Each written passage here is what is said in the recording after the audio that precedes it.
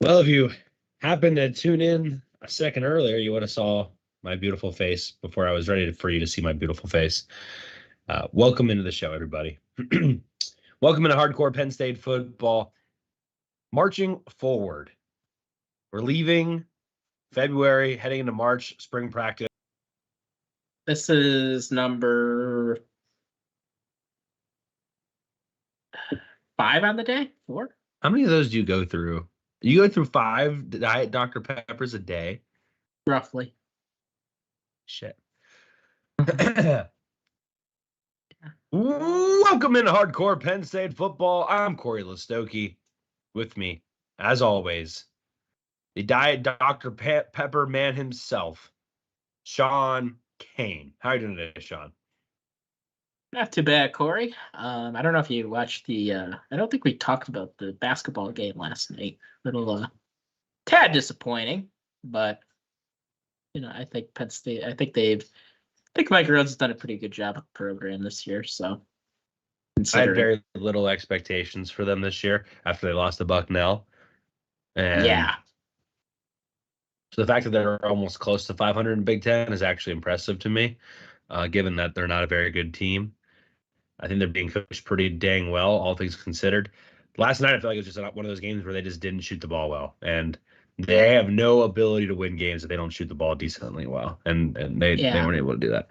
Yeah, I mean, the problem with them all year has been defense. And if you need to rely on your defense to win a game, just not the team for it. But they're headed in the right direction. They just rely on too many guys right now that probably just shouldn't be at this level. Right. Before we started the show, Shawn, you said that you drink 5 Diet Dr. Peppers a day. Yeah, roughly. Sometimes impressive. Less, sometimes more. More? There's days where you drink more. Not many, but they do happen. Sorry, I was looking for something to clean my glasses with. And I'm not one of these people that drink soda in the morning, so it's not like I start from like 8 a.m., but if you're a listener and you're one of those people that drink soda in the morning, pop in the morning, welcome to the show, because you're right where you belong, because you're a weirdo just like us. The only time I do that is if I'm tailgating. Tailgate lots, it doesn't matter what time it is, because it doesn't matter what time it is to do anything. Yeah, you could do whatever you want in tailgate lots. Like anything goes. Just clean my glasses and it made it 10 times worse. But outside of like tailgating for like a Penn State game or a concert or anything like that, no, I'm not going to drink soda in the morning. Oh God, these are so bad. For those that were trying to figure out, I was trying to clean my glasses and I failed. Okay, so I got through that hump. We're talking about that because we're like, hey, Diet, Dr. Pepper should be endorsing Shawn if he's drinking 5 Diet Dr. Peppers a day. But these are things we can talk about in February. But I mean, right now we still have Patrick Mowdy. That's true. I wasn't ready to go there just yet. Well, not yet. We're just teasing the ad a little bit. You will hear that ad tonight, by the way, if you're curious. That ad will be coming your way maybe in the next 5 seconds, maybe in the next 15 minutes, maybe at some point. So I wanted to start the show. I thought it'd be the best way to start the show with some of the Twitter sphere people's bold predictions for spring practice. That way it's a little bit interactive here to start off with. Sean, I want you to tell me whether or not there's a chance that any of these will happen or not. Okay. I'm ready. Okay. Am I ready? Yes, I'm ready. Okay. This first one here comes from Seth Dirk. Seth Dirk says, not sure how bold this is, but Trey Wallace separates himself as a clear number one wide receiver heading into summer practice. I'm going to go unrealistic. With Trey Wallace, the thing with him is, like, yes, he does have talent. He's big and he could run. But I just don't know if he could stay healthy. I can't really buy that much stock into a guy that can never really stay on the field. Like I said, I don't think it's really his ability. I don't think it's really his effort or anything like that. Or his mentality. I think it's just him being able to stay on the field. And at a certain point, best ability is availability. And Trey Wallace missed roughly half the season last year with a couple different injuries. So if he could stay on the field, sure, he could contend. I still don't think he has the talent of a Keandre Lambert-Smith, but I think he could be a very good player for us. Yeah. Just one of those guys that we really like. We would like Trey Wallace to catch a break. He just hasn't been able to catch one yet. I mean, that's how it is. But I do think he has some great talent there. Next one from longtime listener, and Seth's been around for a while too, to give credit where credit's due. Mike Seth has Vales. a great name too, by the way. Seth Dirk. Yeah, sorry, I got confused there.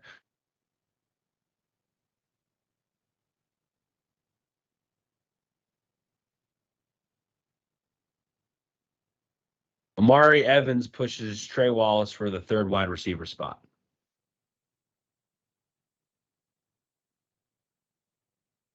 Funny, we were just talking about Harrison Wallace. Yeah, I mean, that one I could see as being more conceivable, just because I love Omari Evans' talent. You can't teach speed, and he's probably the fastest receiver that we have. I just haven't seen a ton from Carmelo Taylor, but I think he's the fastest receiver that we've seen at Penn State so far.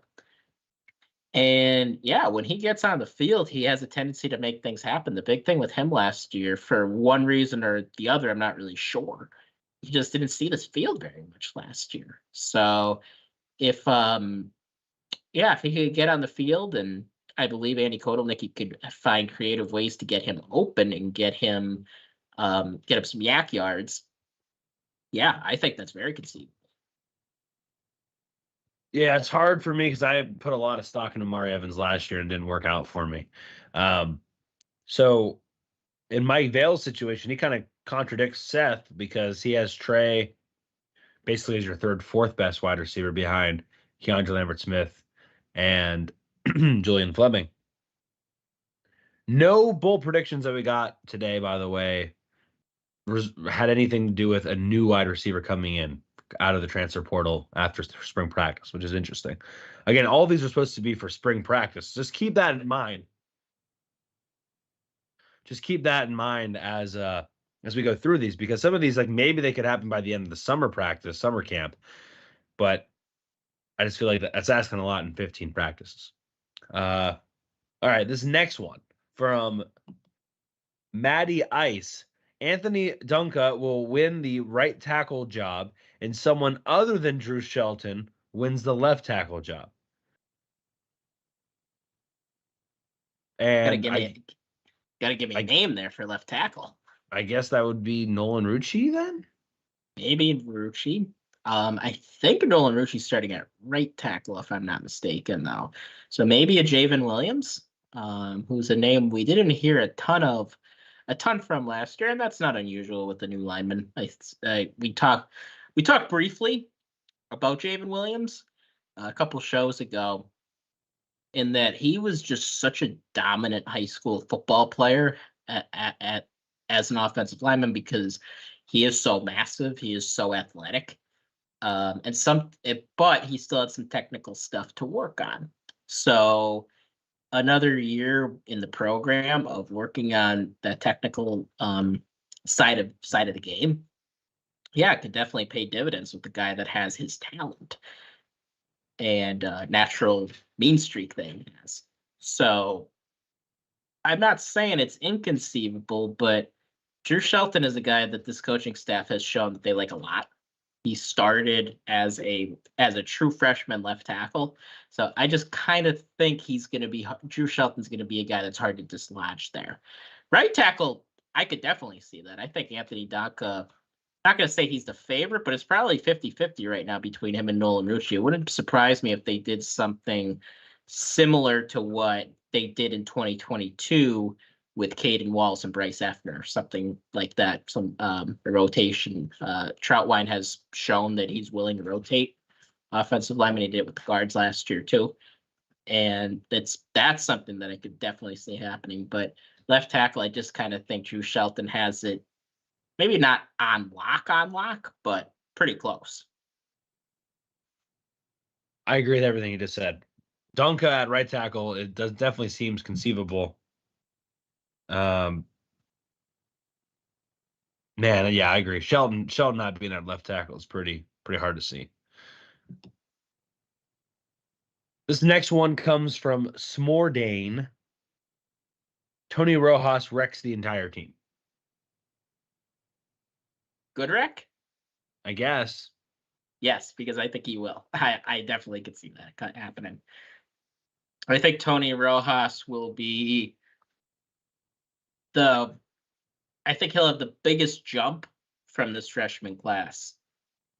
This previous freshman class was sophomore year. I think he's going to see the biggest jump in production and then the biggest jump in play, because last season, yeah, he got in and he made some plays, but he also made some plays that he'd like to have back. And, right. The Garrett Green fooling him out of his shoes on the read option. I think there's actually two of those last year. Yeah, I think he had another one too. So that's just the kind of stuff that you live and learn. And typically you don't see as much from a sophomore as you would a freshman. So I have full faith that he'll be able to get past that and get better. And Tom Allen loves his linebackers. He has a strong track record of producing good linebackers, even with some Indiana teams that just weren't very good. You knew that he was going to get the most out of the linebackers, and I'm fully expecting that with Tony Rojas. Yeah, trying to find. He also power cleaned 350 pounds a couple days ago. Saw that. Yeah, that was impressive. And really, the transformation from his body. I think I heard that he's up to in the 235 now. And he came in last winter at 190. So that's a dramatic increase in just a year of all good weight. So he has put the work in the weight room, and yeah, I think he's ready to blossom. Our friend PSU Dylan Dawson throwing a little reply out there that he might see Tony Rojas at the Sam. Your thoughts? I want to hold judgment because I want to see what the Sam means in Tom Allen's defense. Like, what's he going to do at the Sam? Because it might be different than what the Sam was asked to do in Manny Diaz's defense. That was Curtis Jacobs' spot. So I want to withhold judgment till I see what the thinking is. If it's something similar to what we saw in Manny's defense, then I don't know. I think he would be better suited at the will, where he could just kind of fly around out there. But I don't know what Tom Allen has in mind. That's a good point. I just don't know, but I do think Dylan Dawson's pretty well connected, for whatever that means. Going back to the bold predictions here. Okay, they're about to get real spicy, Sean. Real spicy. That's what we do here. Yeah. Tequila, no chaser. If you saw our show in a Mexican restaurant, it would have multiple jalapenos next to it. Right. This question here is from Chris Grady. Prabila emerges as the number one quarterback coming out of spring. He went there. He really He went did. there. He really did. Um, No indication of trolling. Hey, I mean, in all honesty, there is, even last season, there was a quiet segment of the fan base that thought that Bo was just better than Drew. And I think and I'll harken back to what I said during the season. I think a quarterback like Bo would fit what James Franklin wants to do better than a quarterback like Drew Aller. However, you still have to be able, at the end of the day, being the quarterback is still about being able to throw the football. And I just don't have a ton of faith in what I've seen from Bo Prabula throwing. I think he's a fantastic runner. I think he's a great athlete, but I just don't know. I don't think this coaching staff is going to trust Bo throwing the ball more than Drew throwing the ball. And I think that's what it's going to come down to. So I don't think it's an insane take, but it's just one that I don't agree with. I think it's kind of insane. Coming out of spring, I think it's insane. Because even if Bo That's fair. Prabula was the QB1 coming out, nobody would know about it. So you wouldn't even emerging means you've like separated yourself away from the pack and it's obvious. The only way that happens is if, knock on wood, Drew Aller gets hurt or he leaves. Like otherwise, Bo Prabula is not going to emerge as the number one QB. QB number one. They don't do a whole lot of good on good at the blue-white game either. So you can't even say, all right, so Bo leads the first team offense out there. And I think that would make people really like step back, but it's just not something I could see. And I know Franklin's MO has always been there's competition at every position. I think there's some truth to that, but with the quarterback, he's never taken a QB1 job from one of his quarterbacks before, outside of Clifford for a game or two in Right. 2020. But I mean, Cliff ended up coming right back. So it's not really something he does, and he has shown that he's going to be loyal to his quarterbacks. So I can't see it, especially out of spring practice. Also, Bo Prabula doesn't he's not a practice quarterback. Like his running ability doesn't show up in practice. So he That's would a good literally point, have to what you said about throwing. He would have to prove that he's a better thrower than Bo Prabula in the spring. Yeah.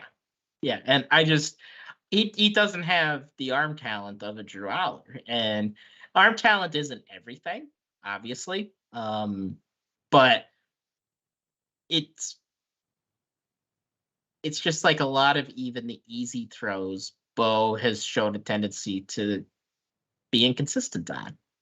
And it's something that I think the staff is going to trust more with Drew Aller. Don't forget, Franklin was big going into last year about not wanting to turn the ball over much. And Drew Aller did not turn the ball over very much last year. The one thing he did well, almost to a fault, was take care of the football.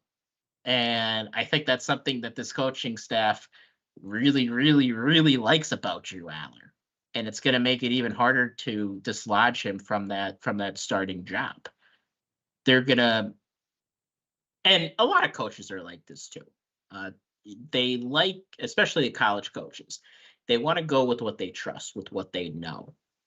And they typically if you're a coach that flies by the seat of his pants and kind of is a bit of a riverboat gambler, you don't tend to stick around very long in college football. And that's part of why James Franklin's been the coach here for 10 years. And but believe me, I won't hesitate to criticize him, but he's typically going to take a more conservative approach and go with what he trusts. And I don't necessarily disagree with that philosophy.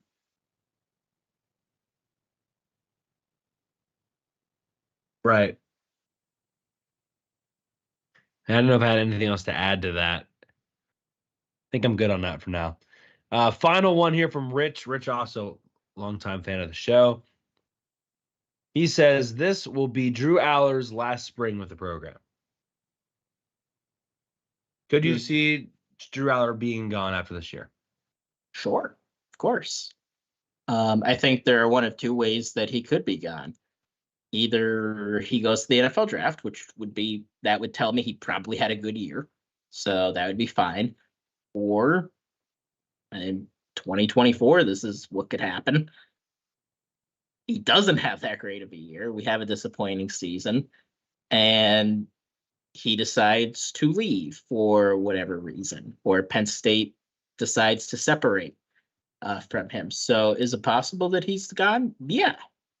And really, I think going into last year, almost everybody was under the impression that we were going to have 3 years with Drew Aller.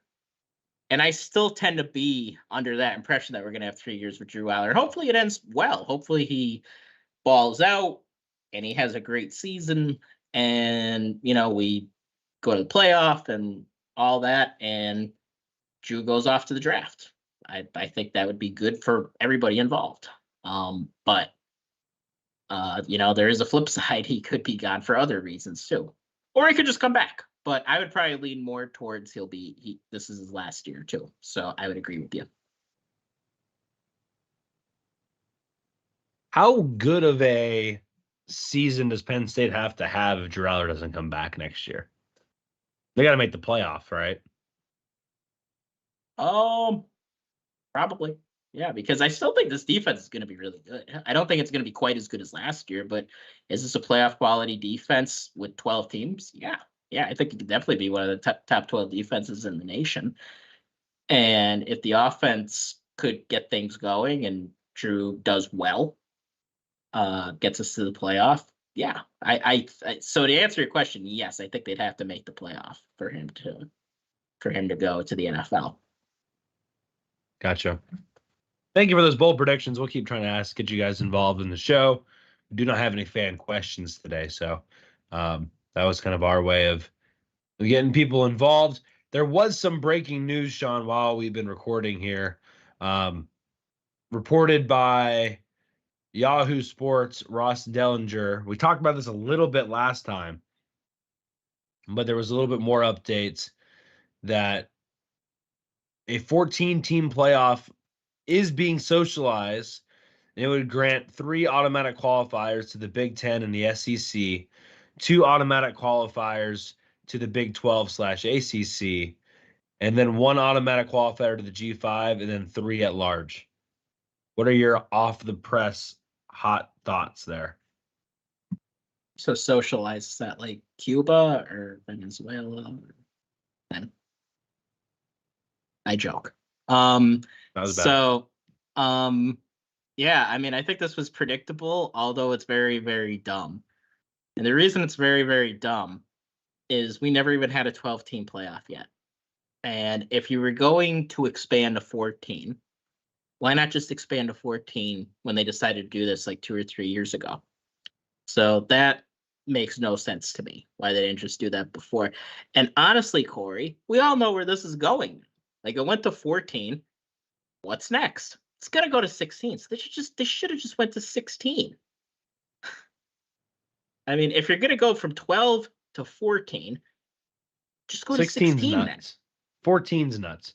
In my opinion, 12 is I don't agree nuts. with it. Yeah. I mean, but if this was what their plan was, and you're not going to, I think if they said that their plan was to go to 12, but then one thing led to another, I think they're lying. I just don't believe them. I think their plan the whole time was to slowly do this, and it's dumb, and I just think they're lying. Just lying right to your face. I said it.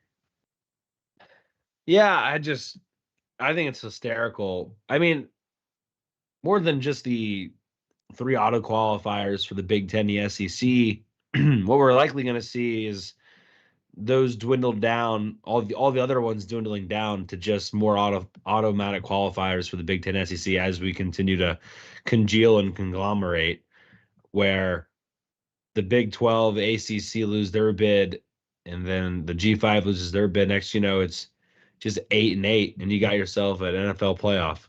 I mean, that's for a while there. It seemed like maybe we were 10 something years ago. Now it just feels like we might be like 5 years away. Yeah, and we already had the SEC and the Big Ten doing their alliance, but like an actual alliance, not like what the Pac-12 had with the Big Ten a few years ago. Like an actual thing.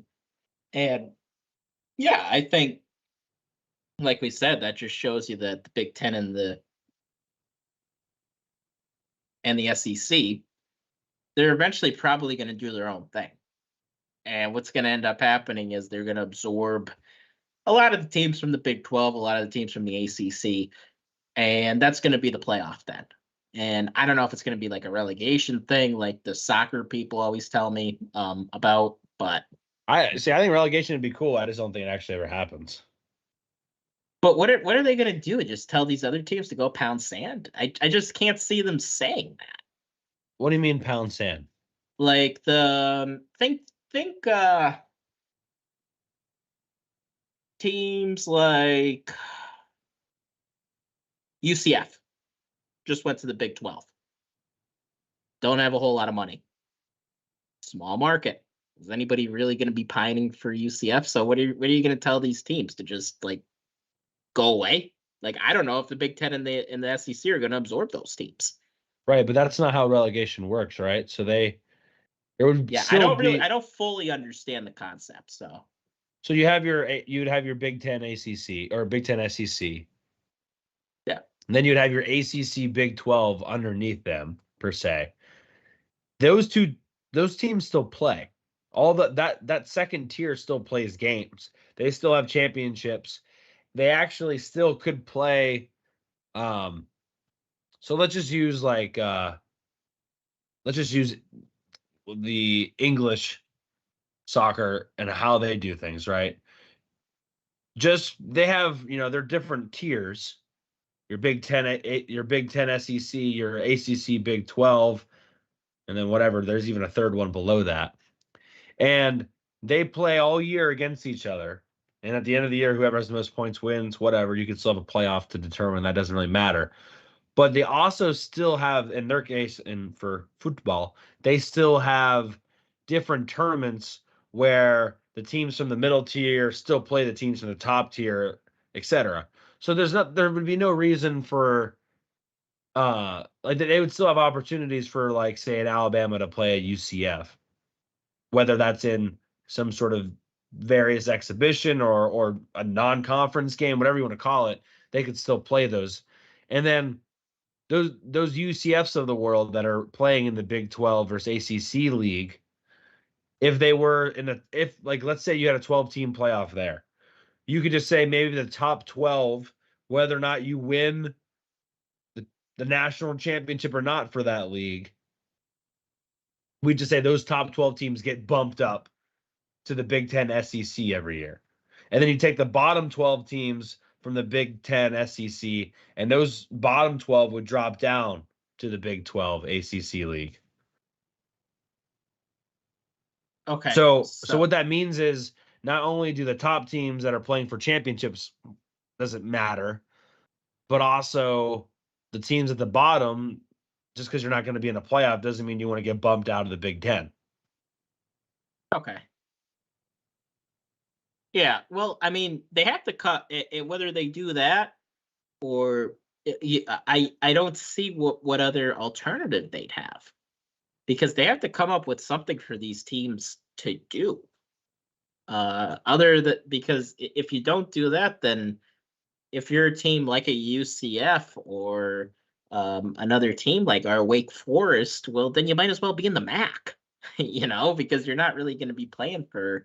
And I know, typically it's a long shot for a team like that to compete for a national championship, but I like to believe that's their goal at the beginning of the year, is to compete for a national championship, and you're just not going to have that opportunity then. No, and I think that's the point, right? It gives everybody a reason to care about the season, regardless of if you're in it or not. Because you don't want to be at the bottom. You still have those non-conference tournaments or games where you can still play your rivals, even if they're not in your tier anymore. But it would take a lot for Americans to get behind it. I was going to say, I think a problem you could run into and a reason why this would probably be a long shot, is let's say Notre Dame or Penn State, let's say they had a tough year. They lost their coach. They lost a bunch of guys in the portal. They go 4-8. All of a sudden, they're in the relegation league, and all of a sudden, you see big changes because they're not just out for that year; they're out for the next year too. So that would be the problem you'd run into. I'd be all right with it because I'd be like, well, don't go 4-8. You won't have to worry about it. But a lot of people and the money, the TV networks will not like that idea. When you have a big, when you have a big brand, just not you, and you know they're not going to be competing for a championship for 2 years. Why 2 years? I guess I'm confused. Well, the 2 years, the year that you sucked, and then the next year. Yeah, I see. Where you could go 10-2 that next year, and it doesn't. But matter. then but then you have a bigger brand in that second tier, where maybe people didn't care as much about Penn State, but now they're in the championship for that second tier. Now people care about that. So maybe you don't lose that much from a TV perspective. But I agree with you. Because people would still watch it to see who gets moved up the next year. But Penn State, people still watched Penn State when they were going through the middle of the sanctions and they couldn't even beat Ohio. This is true. Yeah. But I mean, like the playoff, like ESPN, who will have the playoff for infinity in all likelihood, they're not going to like the idea of risking one of the big brands just not being in it, even if they have a great year. Although I mean, if they have the relegation league, I guess they will. I guess they won't care as much. But so I don't know. I used to do it in NCAA 14 all the time on NCAA games. Used to create my conferences, and I've had people relegate and go up every year. The interesting, cool thing about it is when it comes to recruiting, because you might have guys all lined up for your 2025 class, but then you get relegated. Well, now all those guys have to decide, do they want to play in the second tier? Yeah, you better get the transfer portal figured out with that, because you're going to see a mass exodus from teams that are leaving tier 1 to go down to tier 2. Yeah, especially from like these big schools that get these top players. I mean, like a team like Oklahoma 2 years ago, I think they went 5-7. They might have had to go to relegation last year, and that would be disastrous for them with the portal. It would mean a lot about winning. It would put an insane emphasis, though, on the regular season, which is what non-playoff expansionist people hated about expansion, was that you're taking away from the regular season. Well, if 5-7 Oklahoma doesn't get relegated, but 4-8 does, maybe that makes it more interesting, because you're right. If Oklahoma gets relegated, they are not only demolished from, going down a tier and money and having to play against weaker opponents, etc. But you're right. From a transporter perspective, their roster might be decimated. From a recruiting perspective, their roster may be decimated. You go down a tier, it might not be a guarantee that you get back right up in the next year. So absolutely, it's kind of interesting to think about. I'm actually not necessarily opposed. I don't think it's ever going to happen, but I'm not opposed to the idea. But you're right. They're going to have to do something with these schools if they continue to try to expand the playoff and slowly try to consolidate the conferences. Yeah. But the thing is, Cory, they really don't have to do it. Like, look at Oregon State, Washington State. They just left them off the altar. They just left them at the altar. I mean, they just said, all right, we're going to the Big Ten. We're going to the ACC. We're going to the Big 12. See you guys later. So true. They've done it. I mean, they're Oregon State. Where are they playing in the Mountain West this year? I think so. They're doing some goofy thing. I know for all other sports, they joined the West Coast Conference, the WCC, for everything non-football. I want to say that there was talks about them joining, or not really join, like doing what Notre Dame did, where like they played so many ACC games, they were going to play so many Mountain West games, but not necessarily join the Mountain West. Gotcha. Yeah, that's a good point, though. That they didn't have to, I guess, do anything. I wanted to just give you a quick update. On3 updated their 2025 rankings, Sean. Penn State's linebackers are doing fantastic. Linebacker DJ Clary, 4-star, 110th overall now, number 2 in the state of New Jersey. Alex Tash now like just rocketed up the rankings. 4-star guy. Buck 53 for on 3. And I should say the star rating is not on 3. That's industry rating. 153 overall, 3rd in PA. Deshaun Bennett, excuse me. 4-star Burnett, sorry. 4-star, 11th in PA, 314 overall. And then Brady O'Hara, 4-star, 343, 12th in PA. Or is that PA? Yeah, 12th in PA. Yeah, he's from Pittsburgh, isn't he? Indeed. Yeah. So they're going up a little bit there. I just wanted to really quick talk on Alex Tash because I think he jumped up. I want to say he jumped up rivals as well. He did. And I think on 3, that's their composite rating. I think their ranking actually is like 40 some for Alex Tash. I want to say 45. So okay, yeah. Overall. So I mean, that's as big of a jump as you could ask for, from being unranked to top 100 in the top 50 in the country.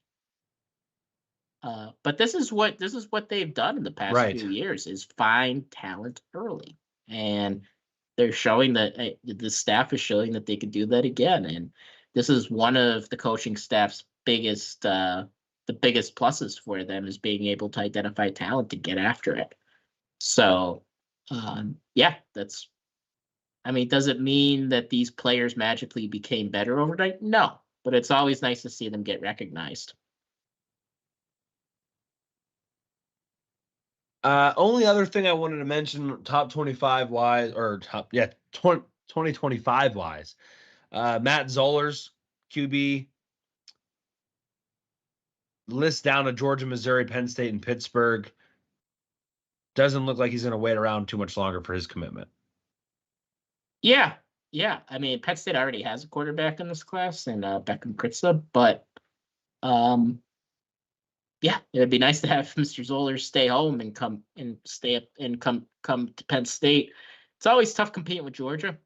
We've gotten burned by the Georgia Bulldogs maybe more than anybody. A couple times. Including Ohio State, Michigan. We've beaten Ohio State, Michigan out for guys, but past few years, Georgia's just killed us on the trail. So I think he got a big bump in on 3 as well. He's up to 17th nationally in on 3's rankings. Yeah, and he's a good player. He's going to be really good. So just is insane to me though. So he goes from 17th nationally for on 3 and isn't ranked, I guess, by rivals yet. Well, we know what ranking we go with. Right. It's just crazy to me because Rivals has him as a 4-star, but it doesn't have a number behind him. Even ESPN has Zollers ranked, and ESPN's way always behind, right? So from Royersford, Pennsylvania, where the hell is Royersford, Pennsylvania?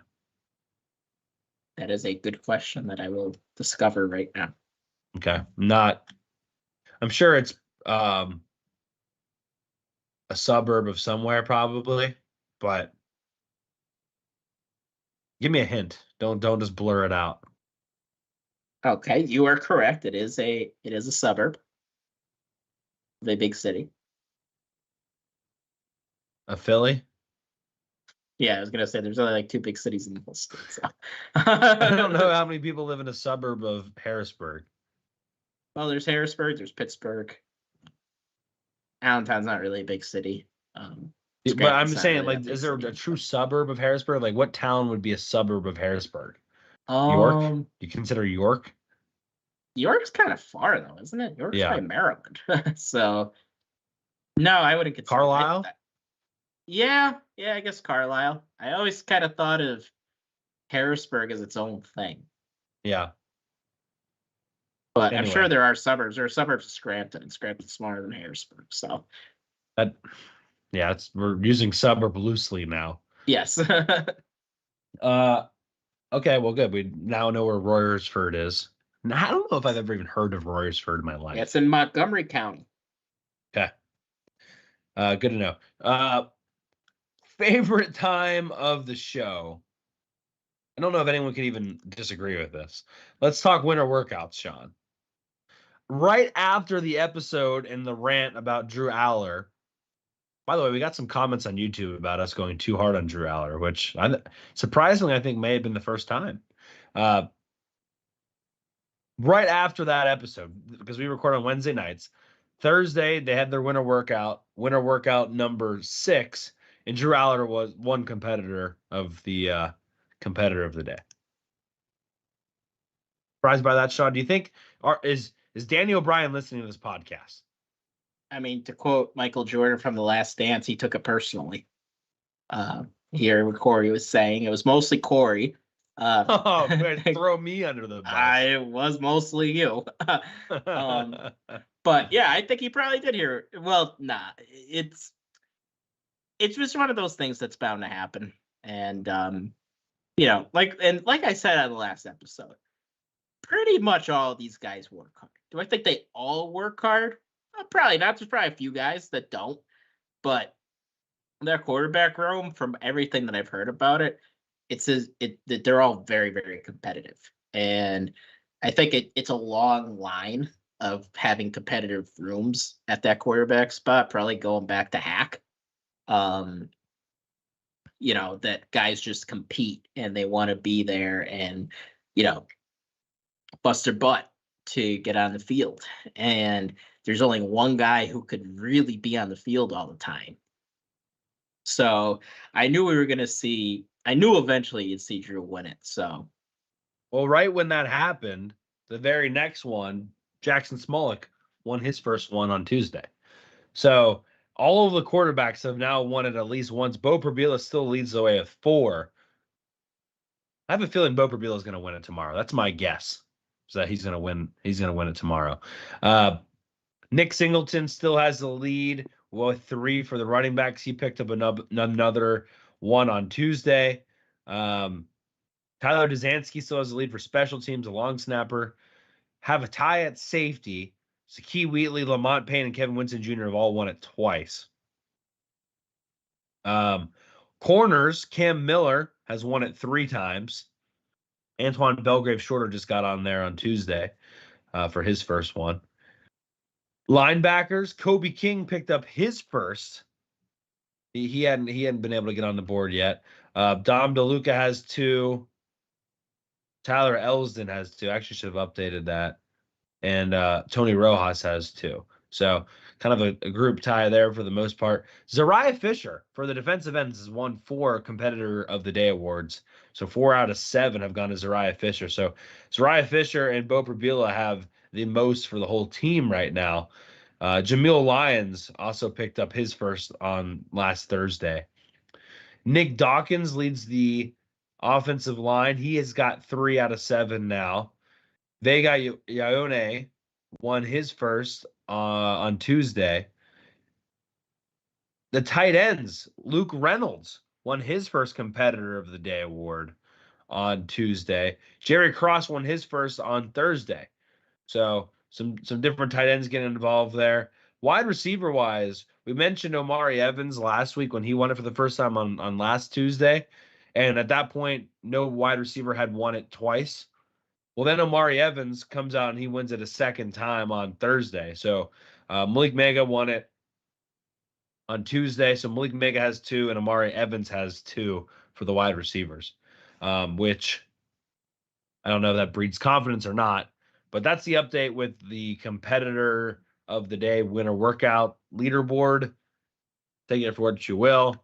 I'm going to take it seriously because why not? Are you worried about denying Dennis Sutton? Yeah, I saw someone mention that on Twitter about that. No deny Dennis Sutton so far. Well, he's not a quarterback, so we don't have to talk about him. He's allowed to work as hard as he wants. I haven't watched all of the highlights. I don't know if has he been out there? That would be the only, I'm not concerned from an effort standpoint. I would maybe be concerned that he hasn't won it because maybe he's not healthy. Yeah, I don't know. That's something we barely have access in the spring to injuries. In the fall, we barely have access to injuries. In the winter, we know nothing about injuries. So you'll never really know. He could have had an off-season procedure right after the season was over. Who knows? I'm not saying that, I legitimately have no idea. But yeah, I mean, guys are dealing with injuries all the time. This is your time to recover. If you have something that you could put off till January, you're going to put it off till January. So you're starting to deny Dennis Sutton rumors. That's good. What else are you going to do on Friday, February 28th? Not Friday yet. Yeah. So I don't know. We went down the winter workout rabbit hole quite a bit last time. What else? Do you have anything else you want to talk about today, Sean? Anything off the top of your head? Oh, you know what? I do have one thing I want to talk about. Good. I'm going to go on a rant here. Oh, boy. Oh, yeah. I'm pissed about this one. So, Penn State parking. No idea what they're doing. No idea what they're doing with Penn State parking lately. So, just to back up, a year ago, Penn State comes up with this brilliant idea that they're going to allow every season ticket holder to purchase up to 3 parking passes. Then come to find out that everyone takes advantage of this opportunity, not so they can give their parking passes to their friends or they can hold it, just so they can turn around and sell them for twice and make twice the profit off of them. Which everybody and their mother could have told you that's what was going to happen, and that's what had happened. Now, as a first-time season ticket holder last year with probably like minus 17 NLC points, I was last to pick parking, and I didn't even have an option to pick parking. So I had to go on to the Facebook world, which I try not to do, and I had to get parking via a complete stranger. Now, I was able to do it. I didn't get ripped off. He charged me twice as much as he paid for. I just smiled and shook his hand because, I had nothing better I could do about it. But I was like, you know what? Whatever. Pay my dues. I'll be fine. Next year comes around, I'll get the spot, and we'll be good to go.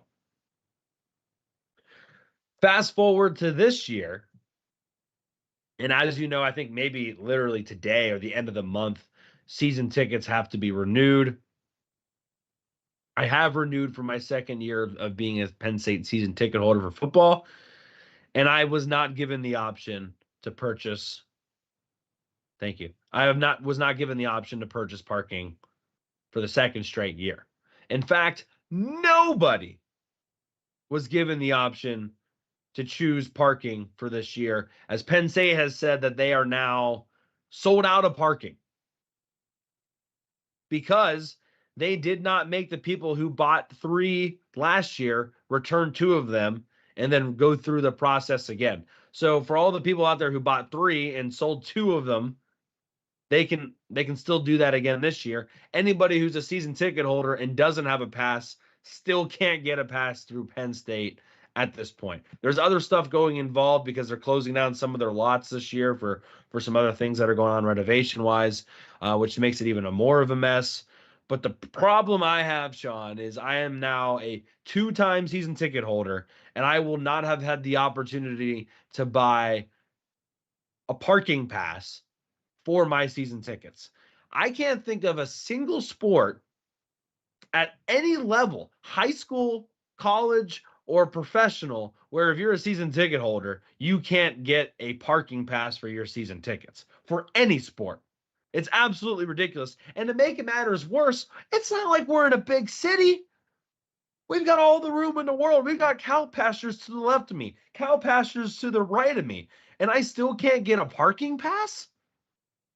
They actually upped the donation amount this year, and I can't even get a parking pass? Paying more for less. It's unreal. It's ridiculous. It's just insane. It's blasphemy. It doesn't make any sense. So anyway, I'm probably gonna honestly call somebody and at least yell at somebody else because it's unfathomable. You could give them a "Do you know who I am?" speech, and then they'll be like, "No." Don't. Sorry. Yeah. I mean, I'm not a season ticket holder, but I have seen a lot of people talking about this. And yeah, just a couple of years ago, it was just standard. You would because I would see our friends get their season tickets, the little yellow parking pass would be in the envelope with it, and yeah, I don't know of a school or a team that does it like that. So I'm right there with you. And like you said, the donation, I know that didn't that double or something, or it went up by I think it's another $100 for each another $100 for okay. each ticket, I think, depending Yeah. where you are. Yeah, I'm not so I exactly mean, sure. you're paying more for less, and this is that particular thing is a problem all throughout sports. They're sucking you for everything. And that then they can they get out have of these you. articles that are like, why are people not going to games anymore? That's why. And the thing about Penn State is they know we will. They know as long as the team's good, there's going to be 107,000 asses in that stadium almost every week. So they really have us by the you know what's, and it's sad, but they know what they're doing, and that's just kind of the way our world is right now. Yeah, but okay. Let me ask you this. Are you paying too much for health insurance? Too busy to read long, complicated policies? Meet Patrick Motti of Motti Health, a former Penn State letterman and your new health insurance coach. Patrick leverages years of expertise to offer customized insurance solutions to help you develop a coverage game plan that secures your family's health and future. As a father, Patrick understands the importance of reliable health coverage for your family. From individual plans to family coverage, Patrick ensures you get the best protection for your health and budget. Because it ain't cheap and it ain't free. Motti Health, one broker, endless solutions. Now offering up to $500 cash bonus for every customer that you refer. So quit overpaying for health insurance and potentially Penn State parking, and visit MottiHealth.com to schedule a free consultation with Patrick today. I guarantee you, if you meet Patrick Motti, no matter where it is, you don't have to worry about a parking pass. Promise you. I mean, unless I guess it's at a Penn State football game. Yeah, except there, even with the last name. Our buddy Michael Higgins just had a baby, so congratulations. Maybe he should call Patrick Motti for some Motti help to look into Motti health insurance. Look at all of his options. Are babies? I don't know if this. I'm sure that doesn't matter, but like, if you're a baby, do you count for the same amount of health insurance as like a 6-year-old? I believe so. Yeah, I think Doesn't matter. No, and really, when you're a baby, you go to the doctor a hell of a lot more than you do as a 6-year-old. You have to get. I feel like if you're under 25 pounds, I feel like there should be a discount. There really should be. I know a lot of times the family plans for a lot of people. It's not every time. Like the plans for a married couple versus adding another child. Usually, it's not that drastic of an increase still, but that's something you have to talk to Patrick Motti about. Exactly. We're not the experts. Yeah, I don't know anything, but he does. No, exactly. Anyway, I got fired up about that. I was meeting with some family friends on Sunday talking about parking. No, and I'm 100% there with you, man. It's just insane. It's just crazy, right? Like, there's no reason ever that a season ticket holder should not have a parking pass. And look, if you don't give me the lot I want, whatever. Can't necessarily argue that. But there's absolutely no reason I don't have a space somewhere in what is the former yellow lots. And that's the other thing, Corey. It's not like, and I think I've got on many rants before about the parking situation, and I kind of get it because they rent it's their cow pastures. There's not much you could do with it. It's not like it's all easy walking. I've been before. I think it's lot 43. It's kind of it's right by the road that if you cross it, you go up the big hill, you're at the hospital. I've walked down that road after a rainstorm before. I don't know how old people could do it. I don't know how kids could do it. Like, you're gonna hurt yourself because it's all mud. I nearly slipped. I mean, like, that's what you're paying all that money for, and then you're telling season ticket holders, actually, yeah, your parking Double might it. not come included. Yeah, we're gonna Double it. yeah, we're gonna double it because you're gonna buy it from a third party who's obviously gonna try to get a profit off it. Yeah, it's just not right. And that's like, I was able to get one without it being a huge ripoff or getting like ripped off completely, not getting anything. Like you're asking, no offense, but the boomers out there that maybe aren't as apt with, making sure a deal is a good deal or making sure they're talking to a real person. Like you're asking now for people to do things that they shouldn't even have to be doing. No, the school should do it. Like they did for 100 years or however long. That not that long because parking used to not be insane. I But wonder what they did with the horse. They come up with the horse and buggy 120 years ago for Penn State football. they'd go to I think they still have at Old Main. I think they still have some of those poles they used to put the horse and buggy at. So Maybe we yeah, should get some of those back. I think a horse and buggy did the game. As long Anyway, as I'm not going there 2.5 hours away. right? Or from Scranton, it wouldn't be 2.5 hours then. And also, just for that same point, they also usually send out like just again, season ticket holders a blue and white pass, and it's free parking and everything for season ticket holders, and they haven't sent those out either. What's a blue white pass? It's just like anyone can park anywhere for the blue and white game. Like you can park wherever you want. Gotcha. But it just lets you park there for free. Yeah. Yeah. First off, that's insane that they charge parking for the blue white game. Just in general. For non-season ticket holders like myself. And I'm all right even because now you have to pay the $5 or whatever to go to the blue white game. I'm okay with paying a little extra, with paying $5 to go to the game. It's whatever. But you shouldn't be charged to park there. Wait, we have to pay for blue and white now? I think we do, don't we?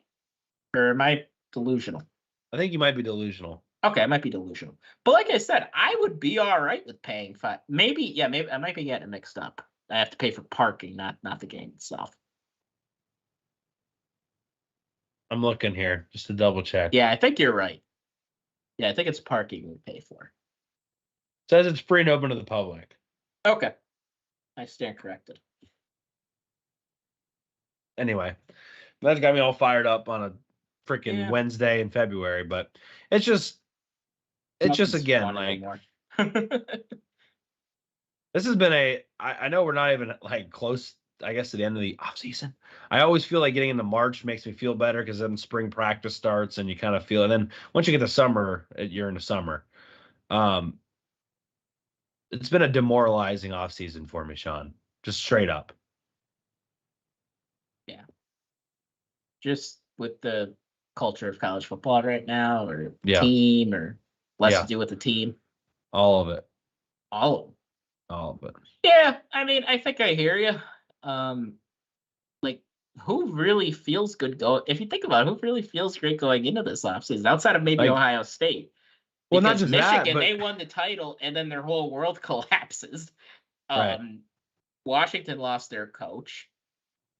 Bama lost their coach. Like, it feels like nobody really. Oregon probably feels pretty good. Oregon probably does feel good. Ohio State probably feels good, but it's few and far between, really. Like, just so many unknowns, right? Zooming out a little bit. Yeah. So many unknowns. So yeah, George will be back, I'm sure. But they just had for their standards, a disappointing year. So yeah, I think if you zoom out, there are a lot of teams, there are a lot of fan bases and a lot of fans that feel similar. And like going into last season, I felt like we were stoked to get started. Right. But we also talked, if you remember, we talked about expectations and how tricky expectations could be. And it makes for fun conversations in the off season, and it leads to a lot of excitement. But there's nothing worse than being let down. And I think a lot of fans felt that way this past year. Right. Because it just didn't go the way we wanted it to. Well, on that very beautiful note, you got anything else? No, I don't think so. Okay. Well, we'll get out here a little early tonight. We will. Make sure you're following us on Twitter at HardcorePSUFB or X. And if you haven't already, make sure you're subscribed wherever you listen. We will be back next week, right? Nothing crazy going on next week, Sean? I don't think so. The combine will be over, so we'll have more stuff from the combine. Yep. Combine just started, but I think it's been all interviews. The real combine starts. Interviews and health and exams and yeah. Yeah. So we'll start getting times for everybody. Expecting big things from a lot of people. I think Chop's going to light it up. I know Cory said he thinks Theo's going to light it up. I tend to agree. So, yeah, it's going to be fun. All right. Well, for Sean Kane, I'm Cory Lestochi. You've been listening to Hardcore Penn State Football. Until next week, have a good one, everybody. Good night, everybody.